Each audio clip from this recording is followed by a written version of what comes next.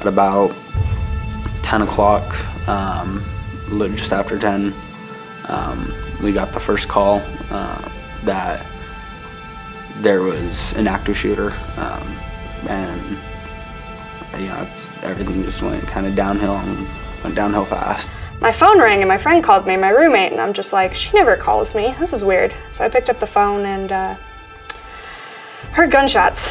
That's all I heard was gunshots, and I can't hear you, I have to text you. So I got a text from her saying shots fired, and that was it. It was nearing 10 o'clock, and I'm like, all right, time to go to bed. Gave my wife a kiss, walked upstairs.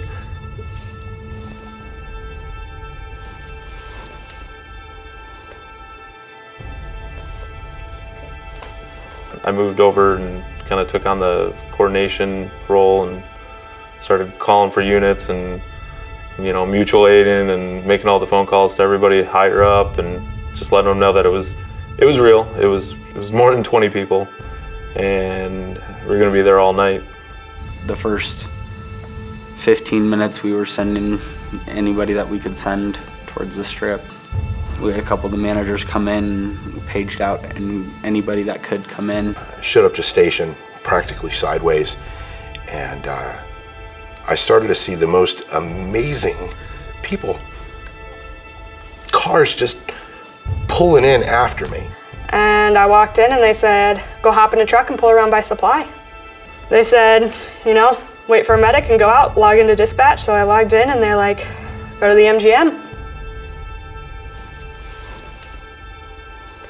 We turned onto the strip and all of a sudden we were hit with a flood of people, and people just started running up saying they'd been shot. And at that point we had one ambulance, more on the way, got a couple more, just started more or less just telling people, quick, go to that ambulance, go to that ambulance.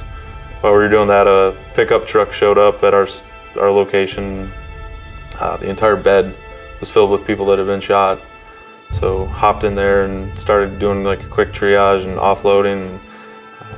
Bystanders in there telling us, hey, this person shot in the arm, this person shot in the head, and offloaded I don't know how many people and just loaded up the ambulances 3-4 at a time. On the way there, I'm not thinking about anything other than how am I going to handle a ton of patients. And I called my wife really quick and I says, look, we're headed right to it. That's where I'm going to be. I'm not going to be able to call you. So I love you and I'll talk to you later. So we went to the MGM, we parked and we were told to be careful because supposedly at that time there was an active shooter on top of the trop. There was no way to tell if the scene was safe, and people didn't care that if it was not safe or not. They were going in and helping people. So we walked in and we went all the way to the lobby, and I don't even know how many patients. I didn't find out until Tuesday that we had ended up taking 5 patients that first time, and we had security wheeling people out in wheelchairs, and we had somebody on our gurney that had been shot. We showed up to Desert Springs and a decision was made to go to the ER first to see if anyone had gotten these patients before we decided that we were going to roll out of there. I walked in behind Dr. Barnum with one of our critical care medics, and the ER looked like a bomb had been dropped in there. It was just pure pandemonium. People were screaming.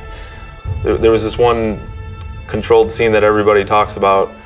When it was all going on, there was reports of active shooters at pretty much every casino.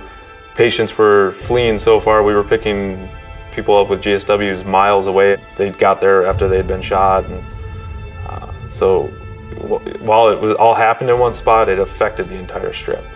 I mean, not a single property didn't end up with somebody that had been shot.